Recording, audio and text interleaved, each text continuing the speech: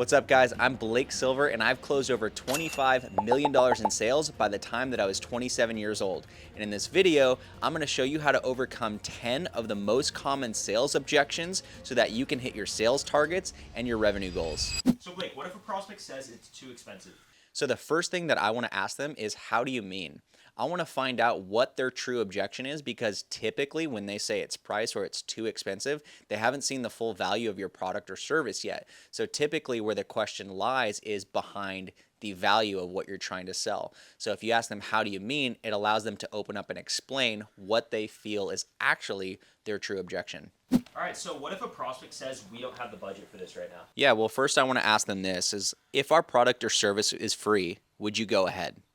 Typically, most of the time they will say, well, yeah, of course, that's a no-brainer.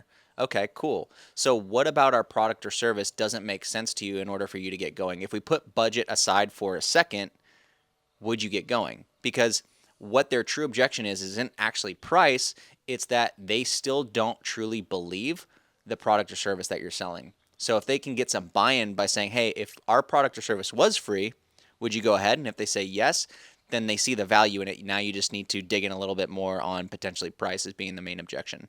What about your competitor offers a better price? Yeah, so I asked them this. Look, if we were both the same price, who would you go with? If they say the other competitor, well, then they've already built enough rapport with that other competition, so they're more likely to go ahead with them.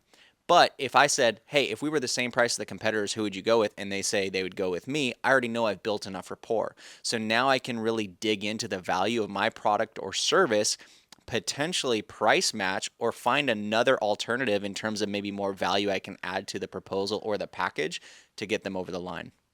What about if you're on a call and a prospect says we're not ready to make a decision yet? Yeah, look, the first thing that I want to ask or find out is, what is their time frame? So cool, look, hey, no pressure. I want to immediately take pressure off the situation and say, look, won't hurt my feelings either way. I can take a no as easy as I can take a yes. But when would you look at potentially moving ahead with something like this? I want to get like some sort of time frame, some sort of buy-in, and see if they're actually serious. If they say, hey, look, I'm a year out, then I want to dig into that a little bit more. What I'll say is, you could have looked at this a year ago. You could have even looked at this a year from now. But why was now the perfect opportunity for you guys to look at a situation like this? So if you're on a call and a prospect says, I don't see how this will benefit us, how should you get out of this situation?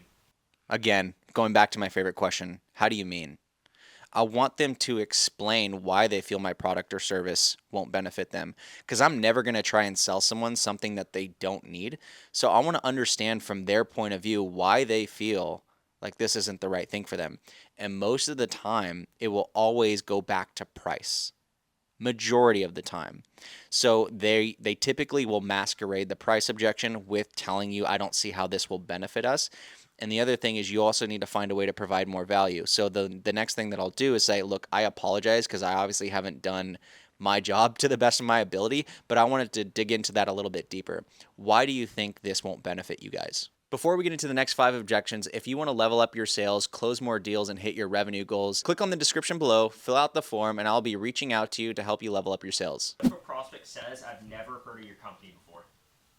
Again, this is when the prospect is in the driver's seat. So I want to immediately flip the table on them and say, hey, look, guys, respectively, before we got onto the call today, I'd never heard about you either. But would that ever stop someone from choosing you guys? We've had a bad experience with a similar product or service. Yeah, look, guys, I 100% get it. And I would say probably 95% of our clients have been with 1 or 2 other service providers before coming to us. So we're never the first or second decision. We're always the last, because when someone goes with us, they get it right and they're with us for a lifetime. So I understand, just because you get one bad haircut doesn't mean you're going to stop going to the barber. And the reason that this objection handling works is because you're meeting them at face value and saying, hey, look, I understand that you guys have been exactly through, the same thing that we're trying to propose. However, we're not the typical business or agency, whatever it might be, that just takes on anybody and everybody. We want to make sure that we partner with the right people. And so for that, like, I understand and empathize where you're coming from. But if I didn't think this was a good fit, I wouldn't have continued this conversation with you. I need approval from others before moving forward with this. Yeah, awesome. Who do you need to get approval for? Let them speak. It's probably their board, their wife, the boogeyman, whoever. right? Or their dentist. Who knows, right? But typically they'll say, "Hey, I need to speak with my business partner, my wife about this because they're uncomfortable with making a decision right then and there." So what I want to then ask them is, if your wife or your business partner or the board were on this phone call, what do you think they would say? Try to get their buy-in, see what they would say, as if they're acting as their wife or their business partner. Then what I'll do is say, "Hey, I can't ethically like bring you guys on today without having everyone sort of buy in. So when would be a good time that we can all organize a meeting, go through all this together so everyone's on the same page?" How do we know this is going to work? This is my favorite sales objection. So the first thing that I say when someone says, "How do we know this is going to work?" I ask them this: "How do you know it's not going to work?" Look at their response, see what they'll say to you. And they'll typically say, "Look, we've been burned by other providers before." Exactly. I understand that. But again, like, the only thing that I know for certain that won't work is if you guys continue on the same track that you're on and not having a proven solution in place. What if a prospect says, "Can we get some references?" I always say, look, I'm more than happy to give you references. What would you guys need in order to make a decision? If that's all you guys need, happy to do so. But other than references, are there any other things that you would need in order to make a decision to move forward? Because what I want to do is I want to get their buy-in.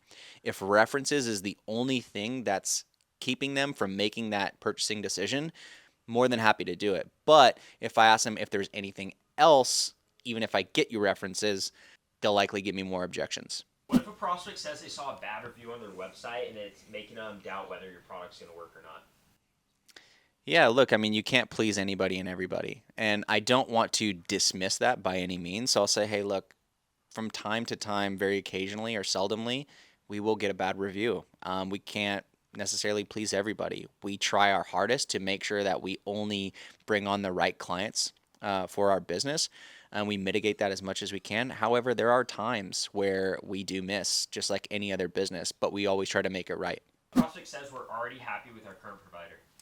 Yeah, well, I don't want to poke holes where there are none, or maybe there can't be, but I'll always ask them this, like, "Look, if your service or your product works perfectly fine, then what brought you on to this phone call today?"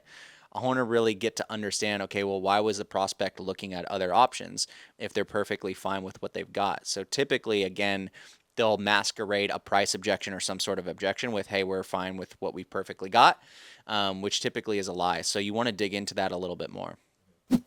What if a prospect says, "I'm really busy right now, reach back out to me in 6 months"? Cool. Why 6 months? You could have reached out 6 months ago. You could even reach out 6 months from now. But I guess, why was the time that you were looking at a product or service like ours?